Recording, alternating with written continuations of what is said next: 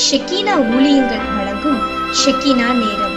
ஷெக்கீனா என்ற வார்த்தையின் அர்த்தம் காணப்படக்கூடிய நிலையில் வெளிப்படுத்தப்பட்ட தேவனுடைய சமூகம் என்பதாகும். இன்றைய சூழலில் தேவனுக்கு பயந்து அவருடைய வார்த்தைகளுக்கு கீழ்ப்படிந்து சாட்சியுள்ள வாழ்க்கை வாழ்கிறவர்களின் மூலமாக மற்றவர்கள் காணக்கூடிய நிலையில் ஆண்டவர் வெளிப்படுகிறார். உங்களுடைய வாழ்க்கையின் மூலமாக மற்றவர்கள் காணக்கூடிய நிலையில் தேவன் வெளிப்படுத்தப்பட வேண்டும் என்கிற நோக்கத்தோடு தேவன் விரும்புகிற வாழ்வு வாழ உங்களுக்கு கற்றுக் கொடுக்கவே ஷெக்கீனா நேரம்.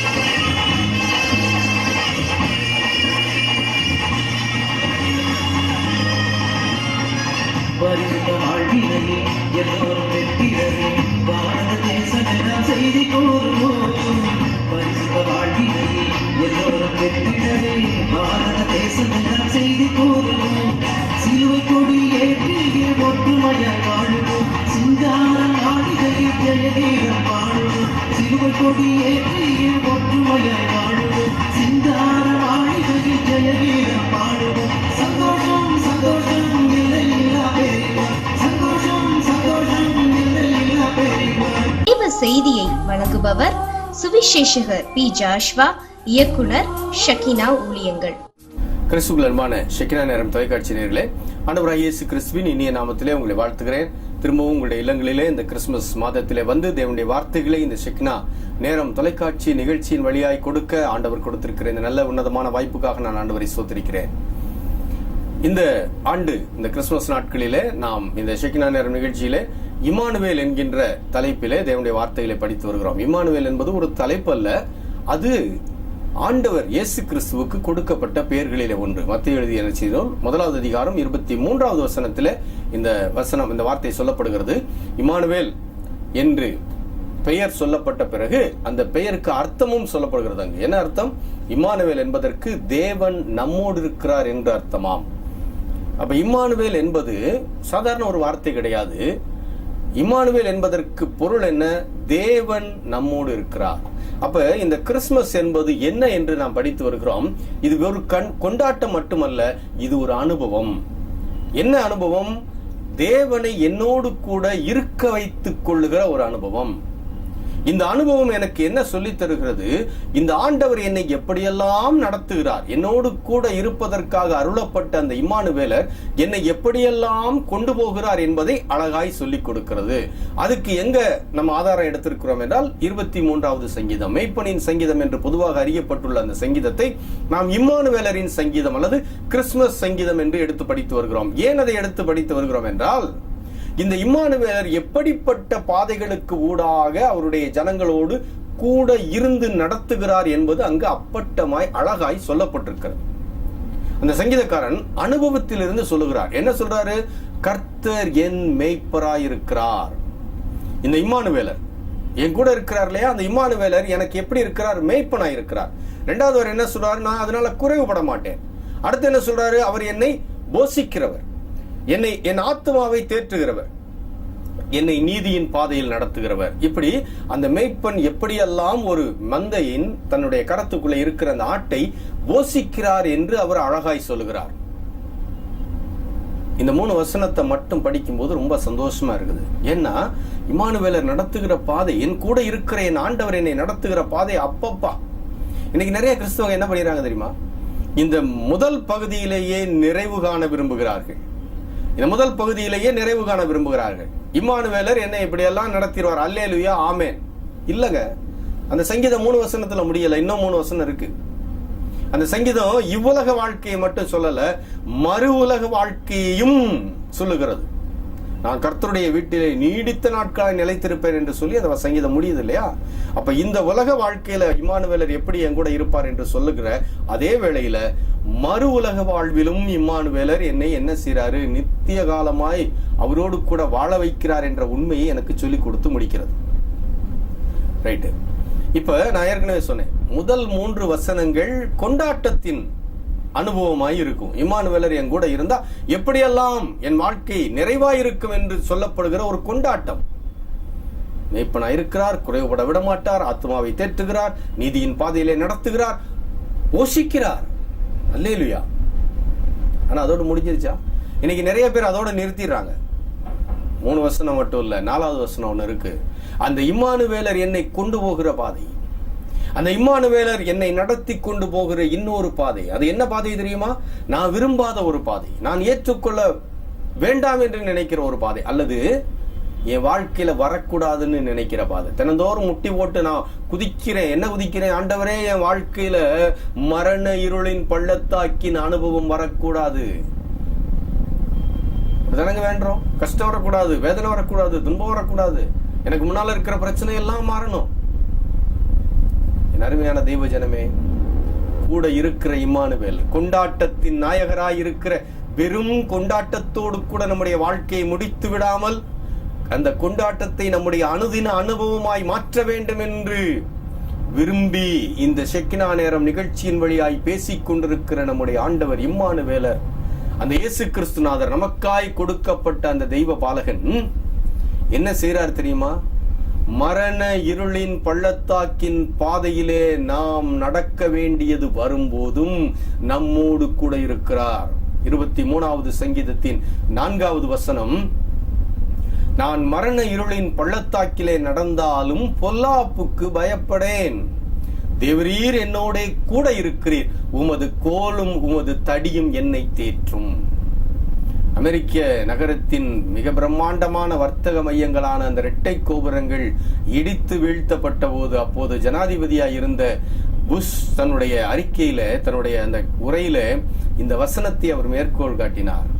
நான் மரண இருளின் பள்ளத்தாக்கின் அனுபவத்திலே நடந்தாலும், ஏன்னா அது அவருக்கு அப்படிப்பட்ட ஒரு சூழ்நிலை,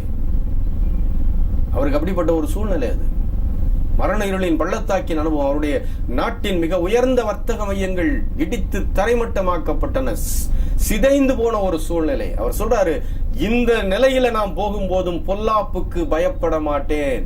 அந்த உரையை கவனிச்சிருந்தவங்களுக்கு, ஞாபகம் வச்சிருந்தவங்களுக்கு இந்த வசனம் ஞாபகத்துக்கு வரும். ஏன் ஆண்டவர் இதை அனுமதித்து விட்டார் என்று கேள்விக்கு இடம் கிடையாது கிறிஸ்தவ வாழ்க்கையில. மரண இருளின் பள்ளத்தாக்கின் அனுபவம். அமெரிக்க மக்களுக்கு அப்படிப்பட்ட ஒரு சூழ்நிலை வந்தபோது அவங்க சொன்ன வார்த்தை, ஜனாதிபதி சொல்றாருன்னா அந்த ஜனங்களுடைய பிரதிநிதியா தானே சொல்றாரு. அவங்க சொன்ன வார்த்தை, பொல்லாப்புக்கு பயப்பட மாட்டோம். ஏன் தெரியுமா? ஏன் பயப்பட மாட்டோம்? ஆண்டவர் எங்களோடு கூட இருக்கிறார், இம்மானுவேலர் எங்களோடு கூட இருக்கிறார். என் அருமையான நண்பனே, இது அமெரிக்கர்களின் அனுபவமாய் இருக்கக்கூடாது, நம்முடைய அனுபவமாய் இருக்க வேண்டும். அவங்களுக்கு எப்படி இம்மானுவேலரோ அதே போலதான் அந்த இம்மானுவேலர் நமக்கும். நாடு வேறு, ஆட்சிகள் வேறு, மக்கள் வேறு, ஆனால் தெய்வம் ஒருவர் தானே. அப்ப இன்னைக்கு நம்ம என்ன சொல்லணும்?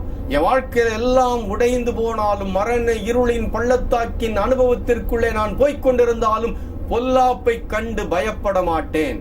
ஏன்னா மரண இருளின் பள்ளத்தாக்கின் அனுபவங்கள் இல்லாத நபர்கள் இன்றைக்கு இல்லை. ஒருவேளை இதை கேட்டுக்கொண்டிருக்கிற நீங்கள் வாழ்க்கையில ஏதோ ஒரு பயங்கரமான இழப்பிலே உட்கார்ந்து மரண இருளின் பள்ளத்தாக்கின் அந்த வேதனையை அனுபவித்துக் கொண்ட நிலையில இன்றைக்கு கண்ணீரோடு இந்த நிகழ்ச்சியை பார்த்து கொண்டிருக்கிறீர்கள்.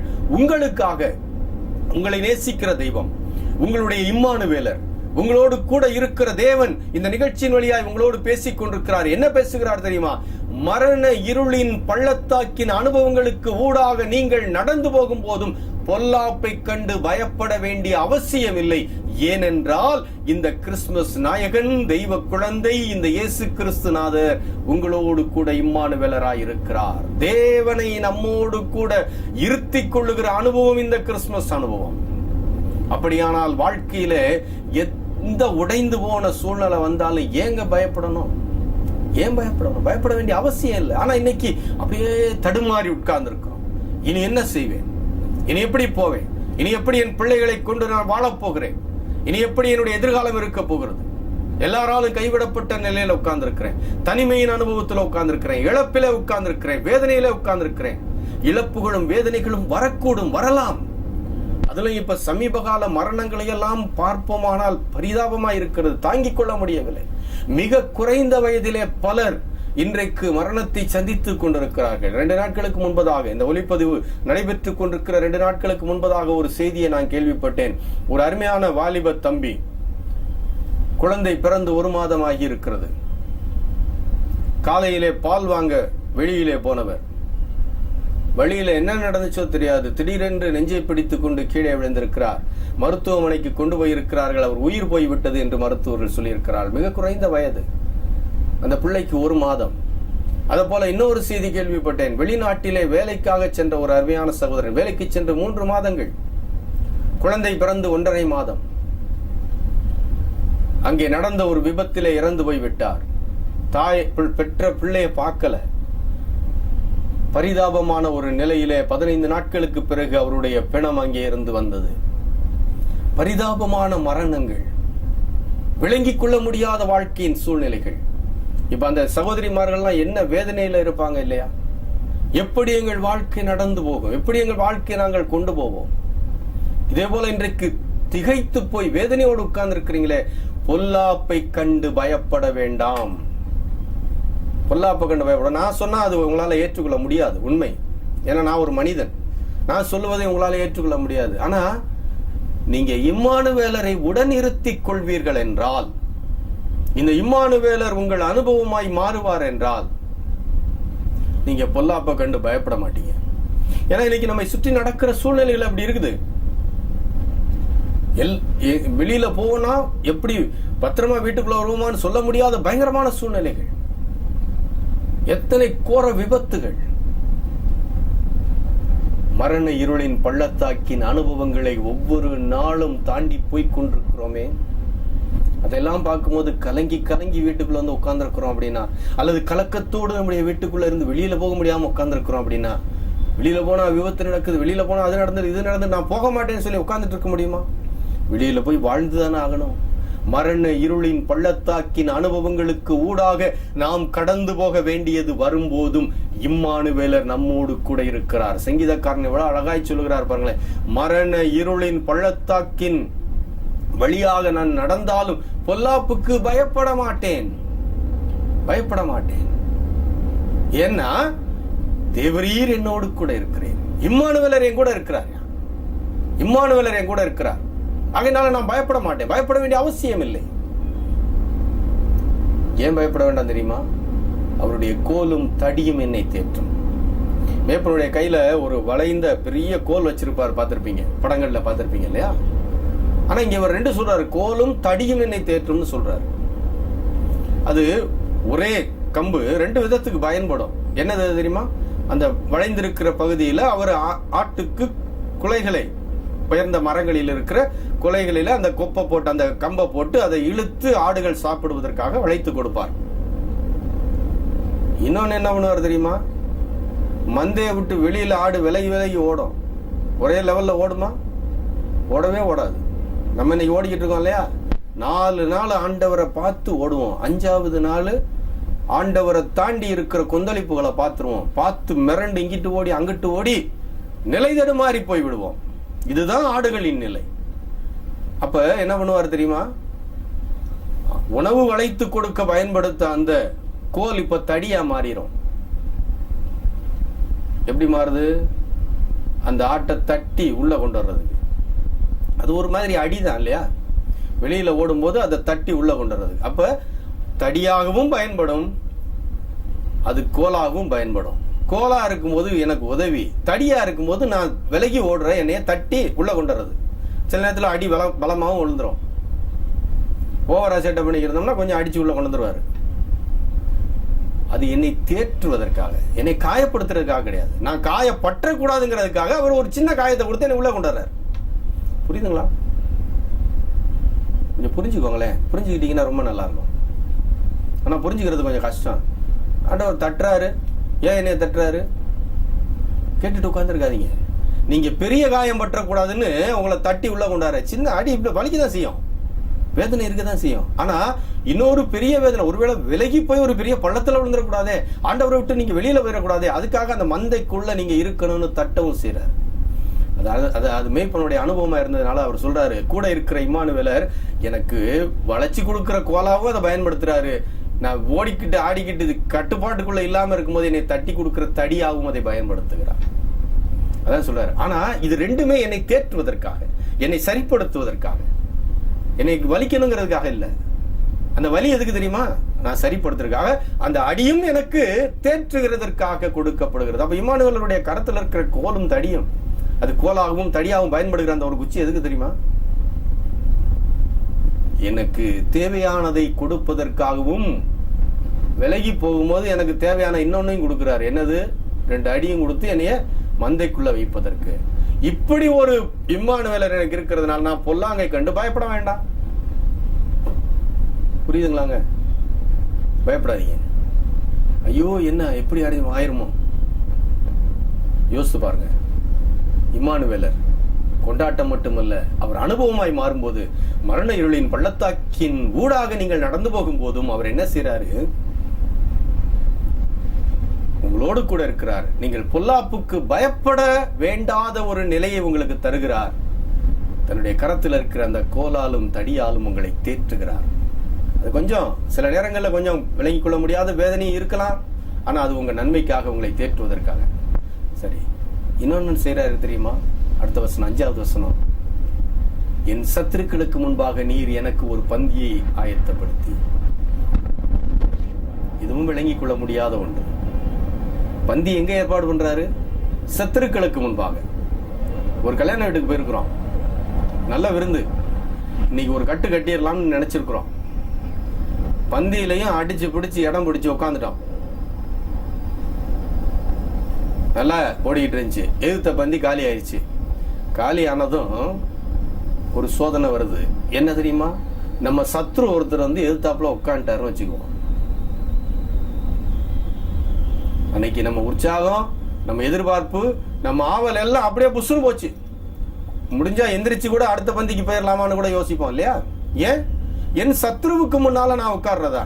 அப்ப எனக்கு கையும் ஓடாது காலும் ஓடாது, நான் திருப்தியா சாப்பிட முடியாது. ஒரு வாய் எடுத்து வச்சாச்சுன்னு ஜோத்திர என்ன இப்படி சாப்பிட்டுட்டு இருக்கானேன்னு நினைச்சிருவானோ? அவன் நினைக்க மாட்டான், அவன் பாட்டுக்கு அவன் வேலையை பார்ப்பான். ஆனா நமக்குள்ள வர என்ன இவ்வளவு பிரியாணி வச்சுட்டாங்கன்னு நினைப்பானோ, அல்லது என்ன இவன் 2வது தடவை வாங்குறான்னு நினைப்பானோ, அல்லது என்ன இவன் இப்படி சாப்பிடறான்னு நினைப்பானோ? இப்படியே இல்லாததெல்லாம் நினைச்சு அவன் பாட்டுக்கு அவன் வேலையை பார்த்துட்டு இருப்பான். ஆனா இப்படி எல்லாம் நினைச்சு நம்ம ஒழுங்கா திங்க மாட்டோம். என் அருமையான தெய்வ மக்களே, ஆண்டவர் உங்களை வாழ்க்கையில் எங்க வைக்கிறார் தெரியுமா? என்ன ஜெபம் பண்ணிட்டு இருக்கிறோம்? ஆண்டவரே, எனக்கு சத்துருக்களே இருக்கக்கூடாது, எனக்கு பிரச்சனை வருபவர்களே இருக்கக்கூடாது, என்னை சுற்றி இருக்கிற எல்லாரும் எனக்கு நல்லவங்களா இருக்கணும், என் வீட்டுக்குள்ள எனக்கு சத்துருவே இருக்கக்கூடாது. இதானே நம்ம புலம்பலாவும் இருக்கு, நம்ம கேட்டு பழகி போன ஜெபங்களாவும் இருக்குது இல்லையா? என்னை கேட்டுக்கொண்டிருக்கிற அருமையான நண்பர்களே, ஆண்டவர் உங்களை எங்க பந்தி வைக்கிறாரு? சத்துருக்களுக்கு முன்பாக. விளங்கிக் கொள்ள முடியல இல்ல? யார் பந்தி வைக்கிறது தெரியுமா? இம்மானுவேலர். இம்மானுவேலர்னா யாரு? உங்க கூட இருக்கிற தேவன். உங்க கூட இருக்கிற தேவன் உங்களுக்கு முன்னால என்ன பந்தி வைக்கிறாரு? சத்துருக்களுக்கு முன்பாக. அதாவது ஆடு மேய்ச்சிக்கிட்டு இருக்குன்னு வச்சுக்கோமே, பசும் புல் மேய்ச்சல் மேய்ந்து கொண்டிருக்கிறது. அதான 2வது வசனம் சொல்லுகிறது. அவர் என்னை புல்லுள்ள இடங்களில் மேய்த்து. புல்லுள்ள இடங்கள்ல மேய்து. நம்ம என்ன நினைக்கிறோம்? புல்லுள்ள இடங்கள்ல மேயும் போது எனக்கு எந்த பிரச்சனையும் வரக்கூடாது, நான் நிமிந்து பார்த்தா வெறும் புல் தர தெரியணும், என் சக ஆடுகள் தெரியணும், நான் பாடி சாப்பிட்டுட்டு போயிட்டே இருப்பேன். ஆனா இங்க என்ன சீன் பாருங்க, நடக்குது பாருங்களேன். நான் மேய்ந்து கொண்டிருக்கிற அதே இடத்துல, அதே அந்த மைதானத்துக்குள்ள சிங்கமும் கரடியும் புலியும் சிறுத்தையும் ஆட்டுக்கு தொந்தரவு தரக்கூடிய அத்தனை விலங்குகளும் அங்க மேய்ஞ்சிக்கிட்டு இருக்குதுன்னு அர்த்தம். புரியுதுங்களா? என் சத்துருக்கு முன்னா என்னை பந்தி அமர்த்துக்கிறாருன்னா புல்வெளியில விட்டுருக்கிறாரு, அல்லது அமர்ந்த தண்ணியில போய் தண்ணி குடிக்க போறோம், தலையை நிமிந்து பார்த்தா 10 அடிக்கு முன்னால சிங்கம் நிக்குதுங்க தண்ணி குடிச்சுக்கிட்டு. தண்ணி குடிப்போமா? பின்னங்கால் பிடரியில பட ஓடிடுவோம் இல்லையா? ஓடி அங்க போய் நின்றுட்டு, ஐயோ ஆண்டவர் என்னை கை விட்டுட்டார், நான் கண்ணை திறந்து பார்த்தா எனக்கு முன்னால சிங்கம் போல பிரச்சனை நிக்குது, ஆண்டவரே அந்த சிங்கத்தை மாத்துங்க. சிங்கத்தின் உடனே நம்ம ரொம்ப வேதம் தெரிஞ்சவங்க, சிங்கத்தின் வாயை கட்டினீரே, இந்த சிங்கங்களை கட்டுங்க. அருமையான தேவ ஜனமே, வாழ்க்கையை விளங்கிக்கோங்க. என்ன தெரியுமா? சத்துருக்களுக்கு முன்பாக பந்தி அமர்த்துகிற தெய்வம். சத்துருக்களுக்கு முன்பாக பந்தி அமர்த்துகிற. உங்க பந்தி எங்க தெரியுமா? உங்க வாழ்க்கை எங்க தெரியுமா? உங்க குடியிருப்பு எங்க தெரியுமா? உங்க சத்துருக்களுக்கு முன்பாக. சத்துரு இல்லாத இடத்துல ஆண்டவர் உங்களை குடி அமர்த்தல. அது இந்த உலகத்துல நடக்காது. சத்துரு இல்லாத இடம் வேணும்னா நீங்க இம்மானுவேலரோடு கூட வாழ்ந்து அவரை அனுபவமாக்கி மறு உலகத்துக்கு போங்க, அங்க சத்துரு கிடையாது. ஆனா இங்க ஆடுகளின் பந்தி எங்க தெரியுமா? சத்துருக்களின் முன்பாக. அப்போ உங்களை சுத்தி யார் இருப்பா? உங்க உடன் பிறந்தவர்களும், உங்கள் உறவுக்காரர்களும், உங்கள் நண்பர்களும், உங்கள் அயலகத்தாரும். எல்லாம் மாறணும் ஆண்டவரே, எல்லாம் மாறணும் ஆண்டவரேனா மாறுமா? மாறி இருக்கா? மாறாது. ஏன்னா அது ஆண்டவருடைய சித்தம் அல்லவா? நீங்க சத்துருக்களோடு கூட பந்தி அமர்ந்திருக்க வேண்டும் என்பது ஆண்டவருடைய தீர்மானம். அதுதான் உங்க வாழ்க்கை. அப்படி உங்க வாழ்க்கை ஆண்டவர் வச்சிருக்கும் போது நீங்க சத்துருவே எனக்கு வேண்டான்னு கேட்டா நடக்குமா? நடக்கலையே. உடனே சோர்ந்து போயிடுறது. என்ன ஆண்டவர் என் கூட இருக்கிறாராகும். இம்மானுவேலர்ங்கிறத புரிஞ்சுக்கிறது கிடையாது. இம்மானுவேலர் மரண இருளின் பள்ளத்தாக்கில் நடத்துறார், ஆனா பொல்லாப்புக்கு பயப்பட விட மாட்டார். அவர் கோலாலும் தடியாலும் தேற்றுவார். அது மட்டுமல்ல, சத்துருக்களுக்கு முன்பாக. இதான் ஆரம்பத்துல சொன்னேன். முதல் 3 வசனத்துல ஆமேன் போட்டு முடிச்சிடாதீங்க. முதல் 3 வசனத்துல ஆமேன் போட்டு முடிச்சா கோலாகலம் தான், சந்தோஷம் தான். அப்பாடி என்ன அருமையான வாழ்க்கை. இல்லங்க, பின்னால இருக்கு. நம்ம பிடிக்காத வாழ்க்கை பின்னால இருக்கு. நம்ம வேண்டான்னு சொல்ற வாழ்க்கை பின்னால இருக்கு. ஆண்டவரே, இந்த வாழ்க்கை எனக்கு வேண்டான்னு புலம்பிக்கிட்டு இருக்கிற, தினந்தோறும் முழங்கால் போட்டு அந்த வேதனையோடு புலம்பிக்கிட்டு இருக்கிற வாழ்க்கை இங்க இருக்கு. ஆண்டவர் என்ன சொல்றாரு பாருங்களேன். சத்துருக்கு முன்னால பந்தி அமர்த்துவார். எதுக்கு? சத்துரு நம்மளை தின்னுட்டு போறதுக்கா? இல்லங்க, அங்கதாங்க இன்னொரு உண்மை இருக்கு, மறந்து போன உண்மை. சத்துருக்களுக்கு முன்பாக எனக்கு ஒரு பந்தி ஆயத்தம் ஏற்படுத்தி, என் தலையை எண்ணெயால் அபிஷேகம் பண்ணுகிறீர், என் பாத்திரம் நிரம்பி வழிகிறது. என் தலையை எண்ணெயால் அபிஷேகம் பண்ணுகிறீர்னா என்ன அர்த்தம் தெரியுமா? தாவீது ராஜா தலையை எப்ப எண்ணெயால் அபிஷேகம் பண்ணுனாங்க? சாமுவேல் தீர்க்கதரிசி இவரை ராஜாவாய் அபிஷேகம் பண்ணும் போது இவர் தலையை எண்ணெயால் அபிஷேகம் பண்ணினார்கள். அப்ப அவர் அங்க என்ன குறிப்பிடுகிறார்?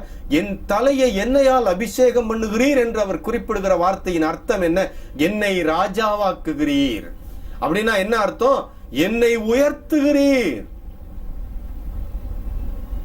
இப்ப சொல்லுங்க அல்லேலூயா. எப்ப? எதிரிக்கு முன்னால என் வாழ்க்கையை அமைத்து வைத்திருக்கிற தெய்வம் அந்த எதிரி என்னை அழித்து போடுவதற்காக அமைத்து வைக்கவில்லை, அங்கே என்னை உயர்த்துகிறார். நான் ஒரு ஆட்டுக்குட்டி, ஆனா சிங்கத்துக்கு முன்னால நான் உயர்ந்திருக்கிறேன். நான் ஒரு ஆட்டுக்குட்டி, ஆனால் ஒரு கரடிக்கு முன்னால நான் உயர்ந்திருக்கிறேன். ஏன்னா என் தலையை எண்ணெயால் அபிஷேகம் பண்ணுகிறவர் இம்மானுவேலர், அவர் என் கூட இருக்கிறாருங்க. இப்ப சொல்லுங்க, அந்த முதல் பகுதியை பார்த்து பயந்து போனீங்களே, அதே மாதிரி 4வது வசனத்துல மரண இருளின் பள்ளத்தாக்குங்கிற முதல் பகுதியை பார்த்து பயந்தீங்களே, பொல்லாப்புக்கு பயப்பட வேண்டியதில்லை, தேற்றுகிற தெய்வம் உடன் இருக்கிறார். இங்க என்ன தெரியுமா? சத்துருக்கு முன்னாலதான் பந்தி. ஊரை விட்டு ஓடி போயிடலாம் நினைச்சா ஓடாதீங்க, அங்க போனா வேற சத்துரு. அல்லது அந்த இடத்த விட்டு ஓடனா அப்ப காலம்பூரா ஓடிக்கிட்டே இருக்க வேண்டியதான். உங்களை அவர் உயர்த்தணும்னு கொண்டு போய் அங்க வச்சிருக்கிறாரு. அதை உணர்ந்து கொள்ளாம நான் ஓட போறேன்னா ஆண்டவரே இவங்களெல்லாம் மாத்துங்கன்னா நீங்க உயர்த்த போறது யாருக்குங்க தெரியும்? உங்க சத்துருவுக்கு தானே தெரியணும். விளங்கலையோ? விளங்கிக்கோங்க. நீங்க உயர்த்தப்படுவதும், ஆண்டவர் உங்களை அபிஷேகம் பண்ணி இருப்பதும், ஆண்டவர் உங்களோடு கூட இருப்பதும், இம்மானுவேலர் உங்களோடு கூட இருப்பதும் உங்க சத்துருவுக்கு தானங்க தெரியணும். அப்ப தெரியும் போது தானே அங்க நீங்க அப்படி தலை நிமிர்ந்து வாழலாம்.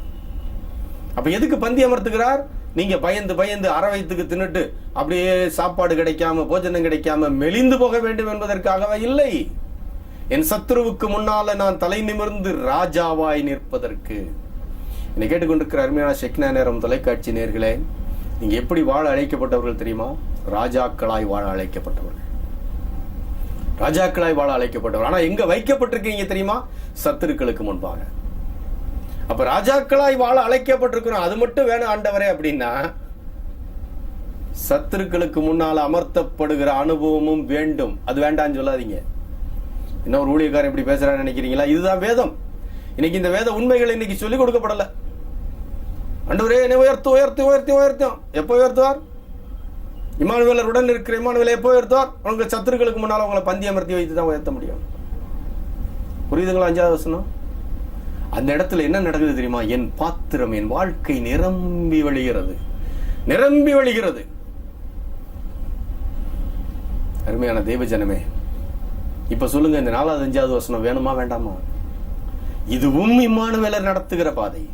அதனாலதான் சொல்றேன், இந்த கிறிஸ்துமஸ் நாயகன் உடனிருப்பதற்காக அருளப்பட்டாரே, இம்மானுவேலராக எனக்கு கொடுக்கப்பட்டாரே. ஏன்?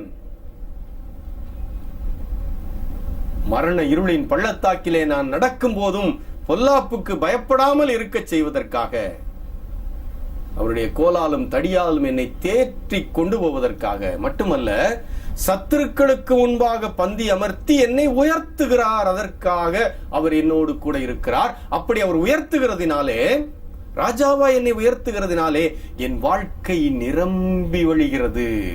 ஜெபிக்கலாமா? எங்கள் நல்ல ஆண்டவரே, இந்த இம்மானுவேலரின் அனுபவம் எங்கள் சொந்த அனுபவமாயிருக்க உதவி செய்யும் கர்த்தாவே. எங்கள் வாழ்க்கை நிரம்பி வழியட்டும்.